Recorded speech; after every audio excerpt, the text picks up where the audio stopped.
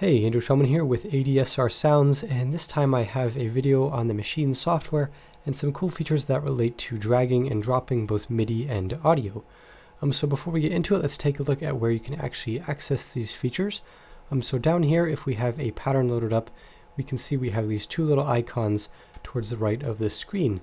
This first one here with a little bit of a sequencer snippet and the arrow, this is going to allow you to drag and drop MIDI data. And then the one to the right of it with this little waveform and then the arrow, this is going to allow you to drag and drop rendered audio. So this is really helpful if you're working with Maschine and then you want to sort of break your project out into external software. So you want to transition into a more traditional DAW workflow. You can use these to sort of transition your Maschine into those other formats. And it's also useful for working in Maschine internally. In standalone, you can do some cool things. So I have a few different options here to show you to get your ideas going and just show you what these different features can do. So the first thing I'll do here is work with my group A. This just has some sample slices loaded and sequenced in. And what I'm going to do here is just drag and drop this little waveform to get some audio. And the audio is going to cut out on my computer, but I'm just going to hold down the mouse button until it's finished. And then now I can put this anywhere I want. So I can add this to an existing group or an existing sound slot, but I'm going to do is just hover it over the plus icon on the groups, and that is going to create a new group. So you can see created a new group over here, and then on my first sound slot within that new group has that rendered audio. So I can go ahead and play that from my hardware.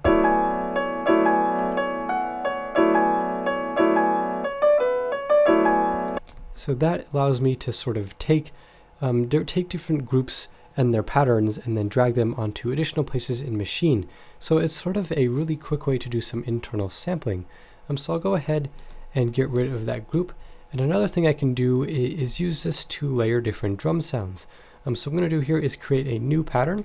And what I want to do is layer a few snares. I'll layer this snare. So I'm going to go ahead and just create a new note on the first beat. And then I'm going to add this one, this clap, and then also this sound right here. So if I play this back, I'll mute my other groups. I have this layered sound, and I want to go ahead and internally sample this. So traditionally what you'd have to do is go into the sampling menu, do some recording, and then slice that up to get the exact start and end points. And what we're going to do here is just grab the audio and then move it to a new sound slot.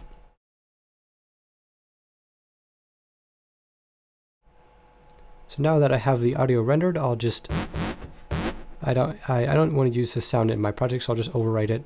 And now I have this new sound that is a rendered audio format of those three different snare sounds.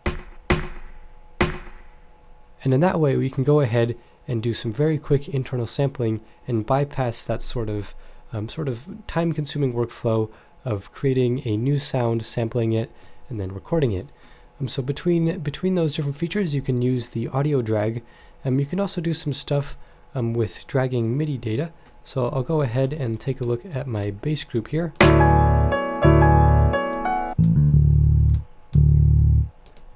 Say I wanted to copy all of these notes to an additional sound slot. If I go ahead and just get these to be the only notes in the pattern, so delete any other of the notes for other sounds, I can go ahead and drag the MIDI and put that on any new sound slot. And automatically all the different notes for that sound slot are going to be copied onto the new sound slot, and that is a quick way to get some duplication. It's a little bit faster than selecting all of them and then holding down Control and putting those wherever you want. It's just another option to get those duplications going and speed up your workflow. So both of these drag and drop features are really helpful if you're moving from Maschine to external software. But they're also helpful if you just want to stay in standalone like I usually do. There's some additional workflow enhancements that these two little features offer. So as always, thank you for watching. Let me know if you have any questions, and I will see you in next week's video.